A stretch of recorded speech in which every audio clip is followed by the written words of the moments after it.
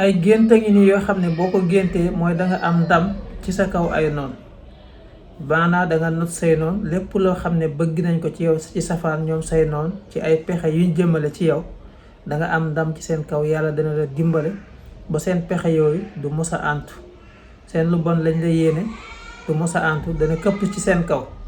li moo fas yéene nekk suñ jotaayu firi gént tey ci seen chaîne Firi Guent TV. mbokk yi ñuy seetaan asalaamualeykum, di ñaan ngeen abonné partagé may ñu ay kër tey aimé vidéo. loolu mooy tax ñuy gën a am motivation ngir toog fii di leen defal ay vidéo. da nga bëgg a fer ij wala nga bëgg a continuer sa alquran wala nga bëgg a xam sa diine, lépp loo xam ne munta ñàkk ab jullit mu xam ko ci diineem ngir mën a jubóog boroomam ci àdduna ak ci àllaaxira, daara Al Mounir indil na la occasion. muy njàng moo xam ne danga koy jàng ci ñu méngoog sa jot, du jar nga bàyyi sa liggéey, du jarit ngay déplacé wu ndax ci WhatsApp lay jaar.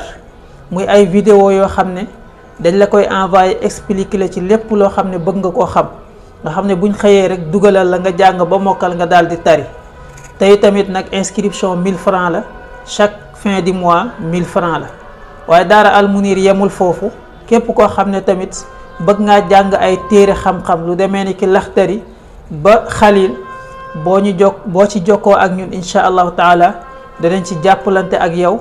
moo xamit grammaire arabe nga bëgg a jàng wala langue arabe nga bëgg a maîtriser, incha allah daara Al Mounir indi na ay ndimbal ci wàll yooyu yëpp nag di ay cours à distance yoo xam ne ci WhatsApp lañ koy jaarale incha allahu taala. yow mi ci bëgg mën nga jokkoo ak ñun ci numéro yi 71 115 65 31 71 115 65 31 wala nga jokkoo ak ñun ci 78 218 04 97 wala ci 77 943 77 41. wasalaamualeykum wa rahmatullahi taala wa barakaatuhu. gént yooyu bi ci njëkk mooy gént gis yonent yi. gént gis yonent yi rawatina Seydina Muhammad sallallahu alayhi wa sallam. bu fekkee da nga nekk ci tooñaangi wala situation boo xam ne ci injustice nga nekk, Ibnu Sirayni wax na ne nga gis kenn ci yonent yi wala Seydina Muhammad sallallahu alayhi wa sallam dana firi ne da nga am gañaay, da nga am ndimbal ci situation boobu nga nekk. ñaareel bi mooy nga gént gis avocat, maanaam avocat yi nga xam ne ñoom ñooy défendre ñi nga xam ne ñoo nekk am problème ak yoon. nee na nga gént gis avocat, nee na kooku dana firi tamit ne da nga gañe sa noon. niki noonu tamit bu fekkee dafa am ko am ak problème ci wàllu yoon it nga gént gis avocat, su boobaa tamit mooy gént firi ne da nga am dëgg. niki noonu nag gént nekk avocat nag moom ci boppam day firi ne yow da nga dimbale ñoo xam ne ay tooñkat lañ, da nga dimbale ñoo xam ne tamit ay tooñkat lañ ngir ñu gañe ñi nga xam ne ñoom la ñuy tooñ, te loolu moom baaxul. bokk na ci gént yi nga xam ne day firi ne da nga am ndam ci sa kaw ay noon, mooy nga gént gis yore yet nga di ko dóor nit sa noon, nga di ko dóor ci gént yet, wala nga yor ko rek di dox noonu, kooku dana firi ne da nga gañe say noon. gént di waat, rawatina ngay waat ci fëgg kaamil di waat, kooku tamit day firi ne da nga gañe te da nga am ndam ci sa kaw ay noon. bu fekkee dafa am àq yoo xam ne dañ koo jëloon ci yow ci doole, sa alal wala loo xam ne dañ koo nangu woon ci yow ci doole, xamal ne loolu dana dellu si ci yow incha allahu taala.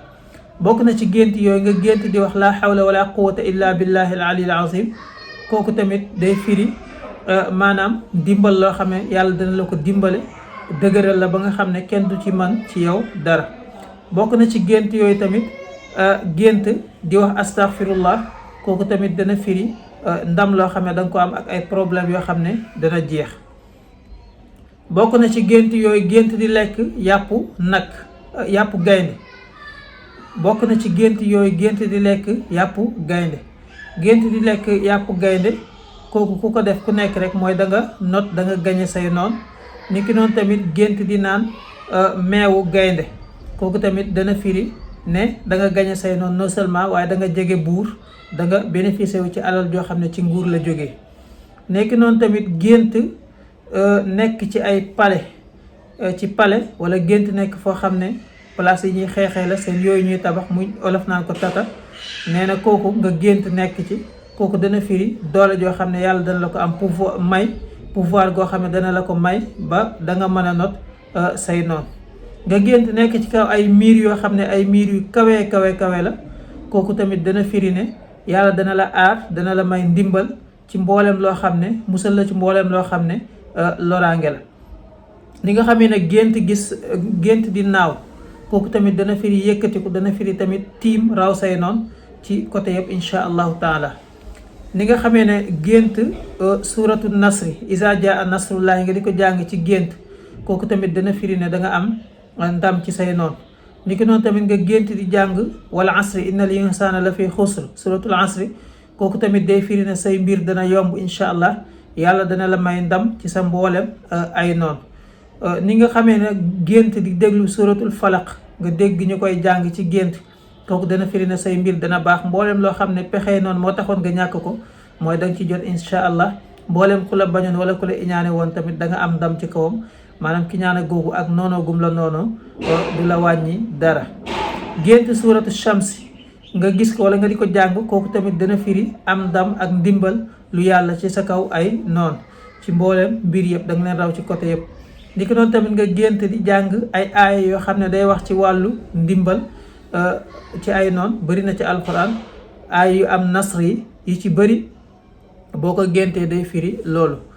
ni ki noonu tamit bokk na ci yi nga xam ne day firi ne da nga not say noon, mooy nga gént yor jaasi wala ngànnaay ci gént de manière générale, moo xam pistolet la moo xam jaasi la, rawatina jaasi ju weex, kooku day firi ne da nga am sécurité, da nga am kaaraange, mboolem luy ayu noonu ak lu bon lu jógee ci nit ku la bañ, maanaam da nga ca mucc insha allah.